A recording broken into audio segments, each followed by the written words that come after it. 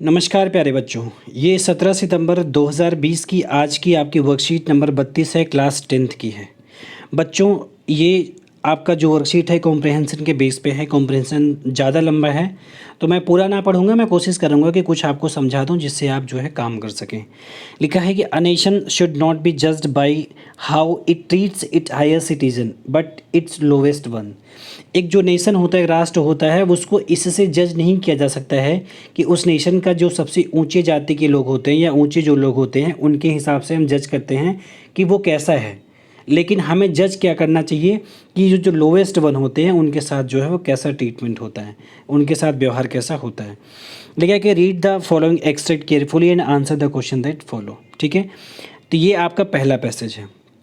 चलिए स्टार्ट करते हैं। पहला पैसेज लिखा है कि 10th में डॉन्ड ब्राइट एंड क्लियर, जो 10 मई की सुबह होती है। डॉन होता है क्या कि जो सूर्योदय का जो टाइम होता है, जब सूर्य में आकाश में लालिमा टाइप की छाती है, उसको बोलते हैं हम डॉन। ये डॉन का सेकंड फॉर्म है। ठीक है, 10 मई की जो सुबह है बिल्कुल क्लियर होती है और ब्राइट होती है, चमकीली होती है। ठीक है, for the past few days I had been pleasantly besieged by the dignitaries and world class leader who were coming to पे दियर रेस्पेक्ट बिफोर द इनाग्रेशन। ये कह रहे हैं कि ये जो सुबह है क्यों चमकीली होती है, क्योंकि काफ़ी दिनों पहले से जिस चीज़ का ये वेट कर रहे थे, इस टाइम पे क्या है कि पूरे संसार से, पूरे विश्व से बहुत सारे पदाधिकारी, उच्च पदाधिकारी जो थे और वर्ल्ड क्लास के जो लीडर थे, वो इनके यहाँ एक इनाग्रेशन था।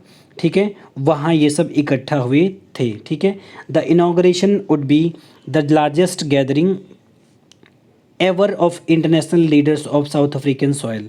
कह रहे कि साउथ अफ्रीका की धरती पर ये अब तक का सबसे बड़ा इनाग्रेशन था जहां इतने सारे वर्ल्ड क्लास के लोग इकट्ठा हुए थे। ठीक है, लिखा है कि the ceremony took place in the lovely sandstone amphitheatre formed by the Union building in Pretoria. जो ये सेरेमनी थी वो यूनियन बिल्डिंग ऑफ प्रिटोरिया के एक ऐसे जो सैंडस्टोन से बना हुआ था। एम्पी थिएटर होता है बहुत गोल और विशाल ऐसी जगह जहां हम कोई गेम ऑर्गेनाइज करते हैं। ठीक है, जैसे स्टेडियम होता है उस तरीके से। ठीक है, आगे कह रहे कि for decades this had been the seat of the white supremacy. दशकों से ये जो स्थान रहा है, ये सफ़ेद वाइट सुप्रीमेसी मतलब जिनकी चमड़ी सफ़ेद थी, जिनको हम बोलते हैं गोरे लोगों, है ना। तो गोरे लोगों की सुप्रीमेसी थी वहाँ, जो है उनका ही सर्वे सर्वा वही थे, गोरे लोग। Now it was the site of rainbow gathering of the different colours and the nation for the installation of south Africa first democratic non racial government. और ये कह रहे कि अब पहले जहाँ गोरे लोगों का शासन था, अब क्या, ये रेनबो कलर का मतलब है कि साउथ अफ्रीका में विभिन्न प्रकार के जो जातियां हैं। जातियां मतलब वहाँ को आप पता है कि साउथ अफ्रीका के लोग ब्लैक होते हैं। गोरे लोगों का शासन था मतलब वहाँ गोरे भी होते थे। अब ये रेनबो कलर मतलब वहाँ बहुरंगी थे, है ना, बहुरंगी या कई रंगों के लोगों का अब वहाँ शासन था। ठीक है, जो नॉन रेशियल थे, किसी एक जाति के नहीं थे। लिखा है कि on that lovely autumn day I was accompanied by my daughter Zenani. और इस लवली ऑटम डे पे वो कह रहा है कि हमारे साथ जो हमारी डॉटर थी, पुत्री थी, जिसका नाम जिनानी था, वो उनके साथ थी। ऑन द पोडियम, पोडियम होता है स्पीच देने की ऐसी जगह। ठीक है, लिख रहे हैं कि पोडियम में mister de Klerk was first sworn as second deputy president.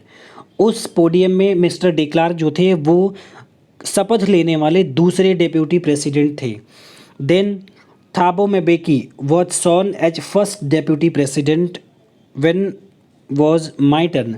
हाँ, अब ये कह रहे हैं कि बाद में दूसरे जो पहले डेप्यूटी प्रेसिडेंट थे, जिनका नाम थाबो म्बेकी था, उन्होंने शपथ लिया। ये कह रहे हैं कि when it was my turn, जब मेरी बारी आई, I pledge to obey the uphold and constitution and to devote myself to the wellbeing of the republic and the people. जब मेरी बारी आई तो इन्होंने कहा कि मैंने कसम लिया कि मैं अपने राष्ट्र की सुरक्षा करूंगा और सभी लोगों का ख्याल रखूंगा। ठीक है, तो बेटा वीडियो ज़्यादा लंबा हो जाएगा इसलिए मैं अगला पैसेज छोड़ रहा हूँ, आप अगला पैसेज अपने मन से पढ़िएगा। ठीक है, आगे क्वेश्चन देखते हैं। लिखा है कि आंसर द फॉलोइंग क्वेश्चन। जो नीचे क्वेश्चन दिए गए हैं उनको आपका आंसर करना है। Who were coming before the inauguration. Inauguration के समय कौन आ रहा था। आप ऊपर वाले पैसेज में देखेंगे उसमें लिखा है कि dignitaries and the world class leader जो ये थे ये इनॉग्रेशन के समय आ रहे थे। Where did the ceremony takes place, ceremony कहाँ टेक प्लेस करती है आपको पता है, ऊपर लिखा कर sandstone amphitheatre formed by the Union Building of Pretoria, ये आपका था। ठीक है।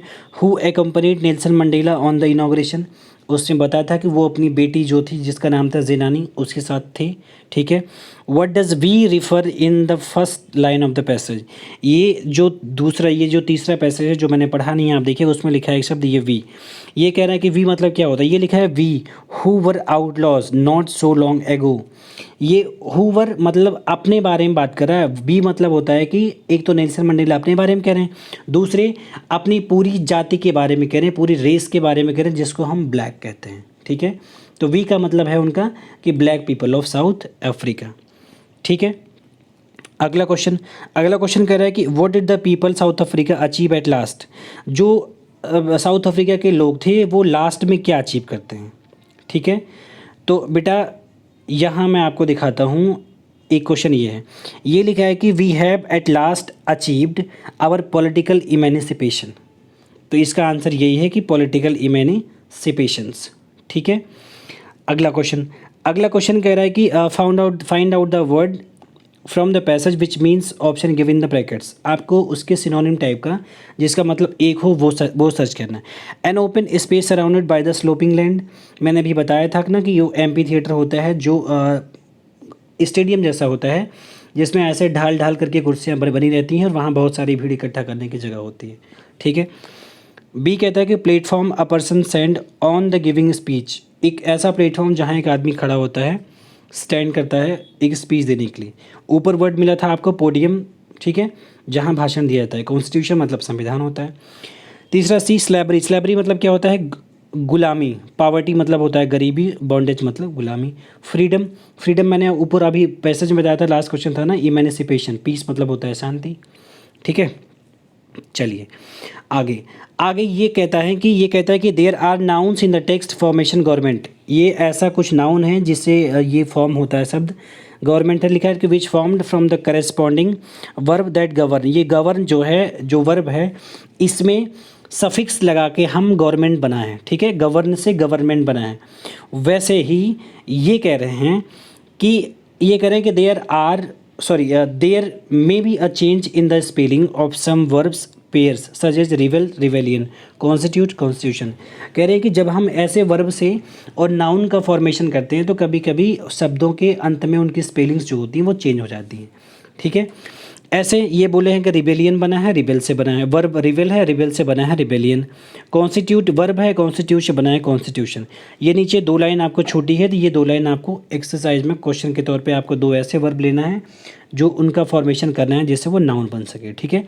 तो उम्मीद करता हूँ कि एक्सरसाइज भी आपको समझ में आई होगी। वीडियो तो लंबा हो गया लेकिन क्या करें, इससे कम में हम आपको समझा भी नहीं सकते थे। ठीक है। तो मिलते हैं बेटा अगले वीडियो में। धन्यवाद।